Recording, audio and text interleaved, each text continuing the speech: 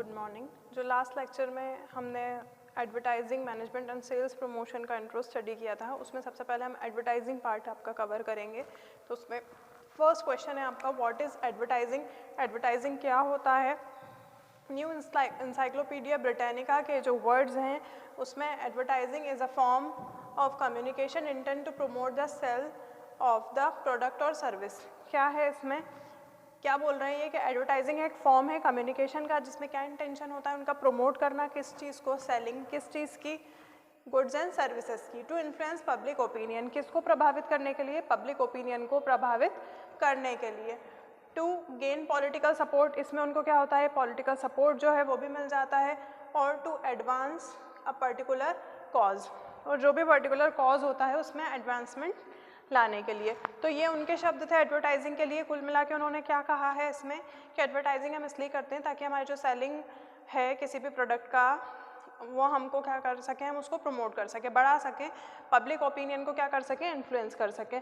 ठीक है, अब इसमें जो एट्रीब्यूट्स हैं आपके एडवर्टाइजिंग के, तो एट्रीब्यूट यानी कि गुण या कैरेक्टरिस्टिक्स जो हैं वो होते हैं। तो क्या है ये, it is mass communication process. ये मास कम्युनिकेशन प्रोसेस है, यानी कि जब हम कोई भी प्रोडक्ट सेल करना चाहते हैं और आप उसका एडवर्टीज़मेंट करते हैं तो वो कैसे होता है, किस तरीके से आप उसको करते हैं एडवर्टीज़मेंट। ऐसे करते हैं कि जब आप कोई भी प्रोडक्ट सेल करते हैं तो उसको बताते हैं, बताने के लिए शब्दों की ज़रूरत होती है। शब्दों के लिए जब आप उसको एडवर्टीज़मेंट कर रहे हैं तो या तो आप ऑडियो विजुअल फॉर्म में करेंगे या फिर आप उसको कैसे करेंगे, रिटर्न कम्युनिकेशन करेंगे, न्यूज़पेपर या जो आपके कैटलॉग्स हैं या बोर्डिंग्स हैं या पिक्चर्स हैं। तो ओवरऑल कम्युनिकेशन जो है एडवर्टाइजिंग का एक बिल्कुल इंटर रिलेटेड जो पार्ट है, जो एक दूसरे के बिना अधूरे हैं।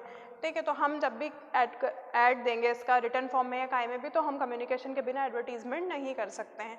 फिर इंफॉर्मेटिव एक्शन होता है, हम कोई भी जब चीज़ का एडवर्टीजमेंट करते हैं तो हम उस चीज़ से रिलेटेड जितनी भी इंफॉर्मेशन होती है, इन शॉर्ट हम कस्टमर को बताने की कोशिश करते हैं। हम ये सोचते हैं कि कम समय में हम ज़्यादा से ज़्यादा हमारे प्रोडक्ट के बारे में जो जानकारी है वो कस्टमर्स को दे दें। तो ये इन्फॉर्मेटिव एक्शन होता है। फिर कॉम्पिटिटिव एक्ट होता है, जब ऐड देते हैं हम, जब ज़्यादा से ज़्यादा कस्टमर हमारे प्रोडक्ट को ख़रीदना चाहते हैं तो क्या होता है, तब ये चीज़ होती है कि जो कॉम्पिटिटर होते हैं हमारे, उनके प्रोडक्ट की हो सकता है जो सेलिंग है वो कम हो रही हो, क्योंकि हमने नया प्रोडक्ट लाया है, हमने उनके बारे में उनको जानकारी दी है। तो क्या हो रहा है, कॉम्पिटिटिव हो रहा है ये दोनों के लिए। फिर है not the part of product, ये प्रोडक्ट का पार्ट नहीं है। एडवर्टाइजिंग जो है वो प्रोडक्ट का पार्ट नहीं है। कोई भी प्रोडक्ट ये नहीं कहता है कि मैं एडवर्टाइजिंग के बिना बिक नहीं सकता। जैसे कि एग्जांपल है हमारी बेसिक नीड की, हमारी हेल्थ से रिलेटेड दवाओं का कभी भी टीवी पे ऐड नहीं आता है। जिन भी चीज़ों का आता है ऐसा है सर्दी ज़ुकाम और इन चीज़ों के लिए ऐड आता है। बाकी जो और बड़ी बड़ी बीमारियाँ हैं या कुछ भी, उनकी दवाओं के ऐड की ज़रूरत नहीं होती है। ठीक है, तो जो भी प्रोडक्ट है वो एडवर्टीजमेंट पर डिपेंड तो नहीं करता है, लेकिन जो चीज़ें हम एडवर्टीज़मेंट किसी भी प्रोडक्ट का करते हैं तो उससे इसके ये सपोर्ट रहता है कि सेल्स इंक्रीज़ हो जाती है। जो कस्टमर्स को बताने के लिए डिस्ट्रीब्यूटर, मिडिलमैन, सेल्समैन होते हैं, उनका काम आसान हो जाता है। जो कस्टमर्स होते हैं उनको नई नई जानकारियाँ मिल जाती हैं, नई नई नॉलेज मिलती है। ठीक है, फिर है ये नॉन पर्सनल प्रेजेंटेशन। सपोज़ मैंने किसी भी चीज़ का मैन्युफैक्चरिंग किया है, मैंने कोई भी चीज़ों का उत्पादन किया है, तो मैं उस चीज़ का एडवर्टीज़मेंट करूँगी, मेरा नहीं करूँगी। मेरा करने की क्या ज़रूरत है, मेरी पर्सनल आइडेंटिटी मैं वहाँ कभी भी डिस्क्लोज़ नहीं करूँगी। मैं उस चीज़, जो पर्टिकुलर चीज़ मैंने बनाई है, मैं उस चीज़ के बारे में लोगों को बताऊँगी कि इसमें क्या खासियत है, आप क्यों परचेस कर सकते हैं, परचेस किया तो आपका क्या फ़ायदा है, ये वाली चीज़ें हम इसमें बताते हैं। अब इट इज़ पेड फॉर, जब हम एडवर्टीज़मेंट करते हैं तो हम पैसे के बिना ये काम नहीं कर सकते, हमें पैसा देना होता है, तभी एडवर्टाइजिंग जो ऑर्गेनाइजेशन होती हैं वो हमारा एडवर्टीज़मेंट दिखाती हैं। क्यों? क्योंकि उनकी भी नीड्स होती हैं प्रॉफिट मैक्सिमाइजेशन वाली, जो उन्हें फुलफ़िल करनी होती हैं। फिर नेक्स्ट इसमें आता है आपका स्कोप ऑफ एडवर्टाइजिंग, यानी कि जो क्षेत्र हैं एडवर्टाइजिंग के वो। तो एडवर्टाइजिंग के जो क्षेत्र हैं हम कह सकते हैं, तो क्या है स्कोप्स के, इंक्रीज़ इन ऐड फंक्शन, जो हमारा एडवर्टीज़मेंट के फंक्शन है किसी पर्टिकुलर प्रोडक्ट के लिए, वो इंक्रीज़ हो जाते हैं, वो बढ़ जाते हैं। कैसे बढ़ते हैं, जब हम किसी भी चीज़ का ऐड देंगे तो हमारे कॉम्पिटिटर्स भी ऐड देंगे तो उसमें वो और भी चीज़ें ऐड करना पड़ेंगी, हमको और भी अच्छा बताना पड़ेगा। एडवर्टाइजिंग जो फर्म्स हैं वो भी, उनका भी इस चीज़ में ग्रोथ होगा। फिर क्या है, इंक्रीज़ इन इंडस्ट्रियलाइजेशन, जो प्रोडक्ट मैंने सेल किया है, प्रमोशन किया है, जिसका एडवर्टीज़मेंट किया है, तो उसकी जो कस्टमर थे पहले 2 थे, फिर 2 से 4 हुए, फिर 4 से 8 हुए, फिर 8 से 16 हुए, इस तरीके से क्या हो गया है, इंक्रीज़ हो गए। तो फिर क्या हुआ है, डिमांड भी इंक्रीज़ हो गई। डिमांड इंक्रीज़ हो गई है तो इंडस्ट्रियलाइजेशन भी इंक्रीज़ हो गया है। इंडस्ट्रियलाइजेशन इंक्रीज़ हो गया तो हमने और अच्छी तरीके से ऐड दिया है। फिर नेक्स्ट है इसमें लेवल ऑफ कंपटीशन भी इंक्रीज़ हो जाता है। जब मैं ज़्यादा से ज़्यादा चीज़ों को सेल करूँगी तो मेरे कॉम्पिटिटर्स को यही लगेगा ना कि इनको सक्सेस क्यों मिल रही है, मुझे क्यों नहीं मिल रही है, तो मुझे भी उनसे बढ़ चढ़ के चीज़ें क्या करना है, सेल करना है। तो कंपटीशन बढ़ रहा है, ग्रोथ हो रही है मीडिया की। ज़रूरी नहीं है कि जिस चैनल पे या जिस माध्यम से मैंने ऐड दिया हो उसी माध्यम से मेरे जो कॉम्पिटिटर वो ऐड दें। वो कोई सी नई टेक्निक भी ला सकते हैं ऐड के लिए, कोई सी नए चैनल को भी एडवर्टीजमेंट करवा सकते हैं, ठीक है। तो ये ग्रोथ हो रहा है मीडिया का। Add for attracting and supporting middleman and salesman. जब हम किसी भी चीज़ का ऐड देते हैं तो जो हमारे सेल्समैन होते हैं या जो मिडिलमैन होते हैं उनको हम कैसे सपोर्ट करते हैं, क्योंकि हम एडवर्टीज़मेंट में जो बेसिक जानकारी होती है किसी भी पर्टिकुलर प्रोडक्ट की वो हम कस्टमर को ऑलरेडी बता चुके होते हैं। तो ये सपोर्ट करता है सेल्समैन और मिडिलमैन को, और अट्रैक्ट भी करता है कि लोग उन्हीं के पास आएँ, वो चीज़ को परचेस करें। तो क्या होता है ना, जब सेल्समैन और मिडिलमैन के पास कोई भी पर्सन आता है तो वो एक जनरल क्वेरीज लेके आता है। फिर वो ये नहीं पूछता कि ये प्रोडक्ट मेरे किस उपयोग में आएगा। ये क्वेश्चंस उनके जो हैं वो बहुत कम हो जाते हैं, क्योंकि टीवी पे ऐड देख के कस्टमर को पता होता है कि जब वो किसी चीज़ को लेने आया है, जब वो किसी चीज़ के बारे में जानकारी ले रहा है, इट मीन्स वो उस प्रोडक्ट को जानता है। फिर नेक्स्ट आता है इसमें फंक्शन ऑफ एडवर्टीजमेंट। फंक्शन यानी कि क्या होता है, कार्य। एडवर्टाइजिंग जो होता है इसके कार्य क्या होते हैं, तो प्राइमरी फंक्शन होता है, सेकेंडरी फंक्शन होता है और थर्ड सोशल फंक्शन होता है। तो प्राइमरी फंक्शन में क्या होता है, क्रिएट डिमांड। हम हमारे प्रोडक्ट की डिमांड क्रिएट करते हैं। मोबाइल का एग्जांपल लूँ तो पहले सिर्फ बात करने के लिए हुआ करता था, अब काय के लिए होता है मोबाइल। आप उसमें कैलकुलेटर चला सकते हैं, वीडियोस बना सकते हैं, फ़ोटोज़ ले सकते हैं, एक दूसरे को भेज सकते हैं, रिमाइंडर उसमें सेट कर सकते हैं, अलार्म सेट कर सकते हैं। तो ये चीज़, इसको कोई भी चीज़ का जब टीवी पे ऐड आता है तो आप उसमें एक ये चीज़ देखिएगा कि वो उस चीज़ को हमारी नीड से इस तरीके से जोड़ के बताते हैं कि वो हमारी ज़रूरत नहीं होती है तो भी हमारी ज़रूरत बन जाती है। तो ये डिमांड क्रिएट करना होता है। Announcement of new product and services, जैसे कि मैंने आपको बताया कि मोबाइल के अंदर क्या क्या फंक्शंस होते हैं, इस तरीके से और भी बहुत सारे फंक्शंस होते हैं। सिक्योरिटीज़ होती है, मेल फंक्शन होते हैं। तो जो कंप्यूटर का काम है वो भी मोबाइल में हो जाता है। जैसे कि अभी हम स्टूडेंट्स की बात करें तो उनके लिए क्या डिमांड है, उनको क्या फीचर्स मोबाइल में मिल रहे हैं, वीडियो रिकॉर्डिंग, लेक्चर जो हम लोग भेज रहे हैं उनको वो सब वो इसी में देख पा रहे हैं। तो ये क्या है, बता दिया है ना, नया काम, इसलिए। फिर promote new uses of product, नए नए यूजेस जो हैं प्रोडक्ट के वो भी बता दिए जाते हैं, तो सामने वाले को लगता है कि यही चीज़ हम ले लें, इससे हमारे बहुत सारे काम बन जाएंगे। फिर होता है inform about changes in product price and place. Offer चल रहा है कि हमने कोई सी चीज़ 100 में सेल की थी, वो अभी 99 की हो गई है, 95 की हो गई है, तो आपने उसमें जो प्राइस है उसका बता दिया, प्रोडक्ट पैकेजिंग चेंज कर दी, प्रोडक्ट के अंदर कुछ इंग्रेडिएंट्स चेंज कर दिए, तो वो चीज़ें लिखा हुआ आता है कि ये चीज़ें हमने चेंज की हैं। फिर प्लेस की हम बात करें तो हम प्लेस के बारे में भी बताते हैं कि कौन सी चीज़ कहाँ मिलेगी, या हम बहुत सारे शॉपकीपर जो होते हैं वो बड़े सा एक ऐसा जो वो होता है उनका क्लॉथ पे लिखा रहता है स्थान परिवर्तन का, या जो बड़ा सा एक फ्लेक्स टाइप बनवा के वो वहाँ लगा देते हैं कि हमारी शॉप पहले यहाँ थी, अब वो वहाँ दूसरी जगह शिफ्ट कर दी गई है। तो वो कस्टमर को क्या कर दिया है उन्होंने, उनकी शॉप का एडवर्टीजमेंट भी कर दिया है। जो उनके परमानेंट कस्टमर हैं वो कहीं जाएंगे भी नहीं, वो उधर से उधर उनको उनके जो भी चीज़ है वो लेने चले जाएंगे, और जो न्यू कस्टमर हैं वो भी उस चीज़ को देख के प्रभावित होंगे।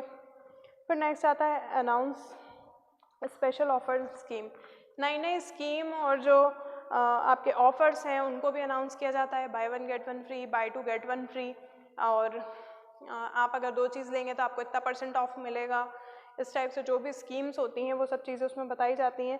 फिर रिमाइंड यूज़र, टीवी पे जब हम कोई भी सीरियल, न्यूज़, मूवी, कार्टून कुछ भी देखते हैं तो वो जो ऐड आता है एक ही चीज़ का बार बार, तो वो बार बार यही रिमाइंड कराने के लिए आता है कि जब आप उस प्रोडक्ट को लेने जाएं, उस प्रोडक्ट इन द सेंस जब आप कोई सी एक अपनी नीड के लिए कोई प्रोडक्ट लेने जाएंगे तो आपके दिमाग में वो वाली ब्रांड आ जाएगी कि हमें यही वाला ब्रांड का लेना है, इसलिए वो बार बार ऐड उसको देते हैं आपको याद दिलाने के लिए। फिर नेक्स्ट इसमें एक पॉइंट आता है क्रिएट ब्रांड प्रेफरेंस। तभी हम ब्रांड को क्या करते हैं, प्रेफरेंस देते हैं, जब हम बहुत सारी n नंबर ऑफ ब्रांड को सर्च कर चुके होते हैं, यूज़ कर चुके हैं, तो हम एक पर्टिकुलर जो ब्रांड जिससे हमारी नीड सेटिस्फाई हुई होती है, हम बोल देते हैं कि हमें यही चीज़ को क्या करना है, हमें चाहिए। फिर सेकेंडरी में क्या आता है, help to boost the moral of salesman and other worker. किसको बूस्ट कर रहा है, वो सेल्समैन को, और जो अदर वर्कर हैं उनको।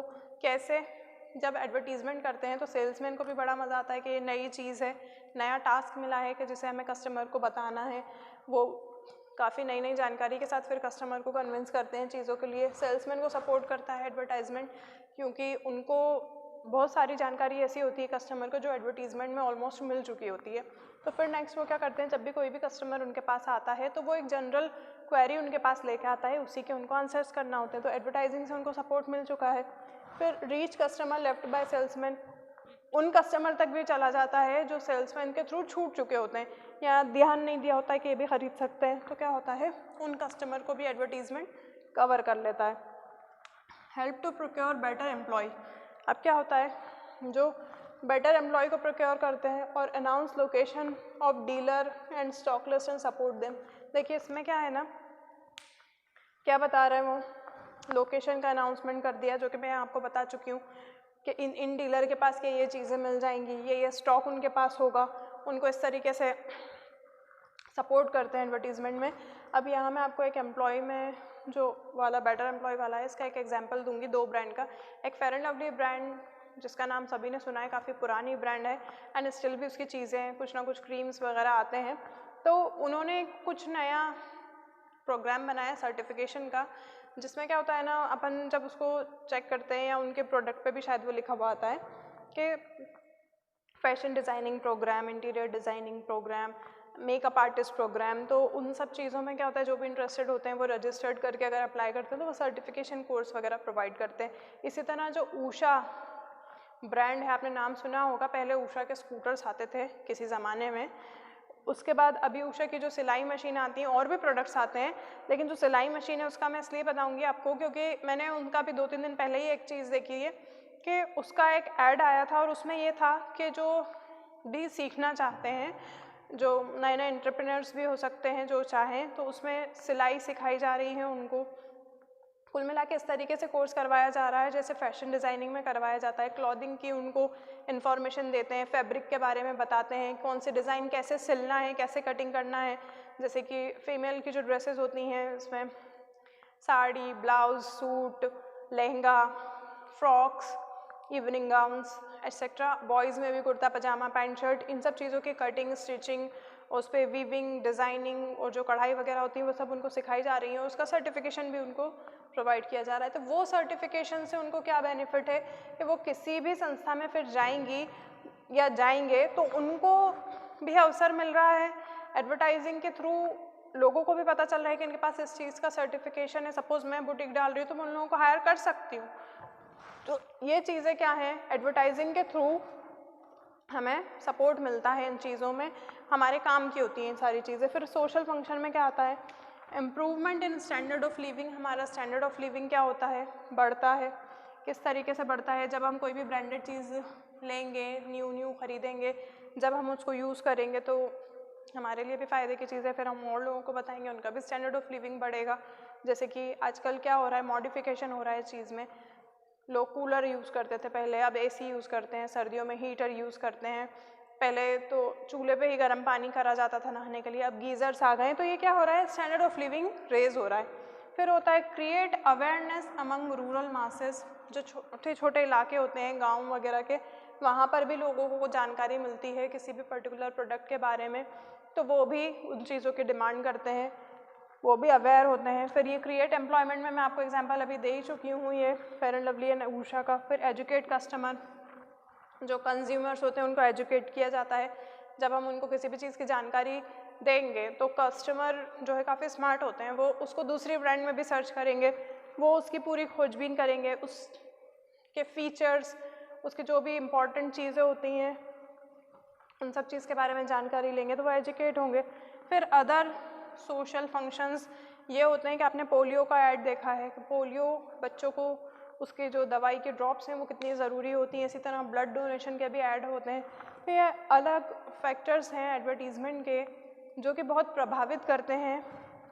इस वजह से एडवर्टीज़मेंट बहुत ज़रूरी होता है कि कस्टमर तक अपनी बात, अपना मैसेज, जो भी आप प्रमोशन चाहते हैं वो उनको कराया जाए, जो भी गुड्स एंड सर्विसेज आप सेल करते हैं उसके लिए।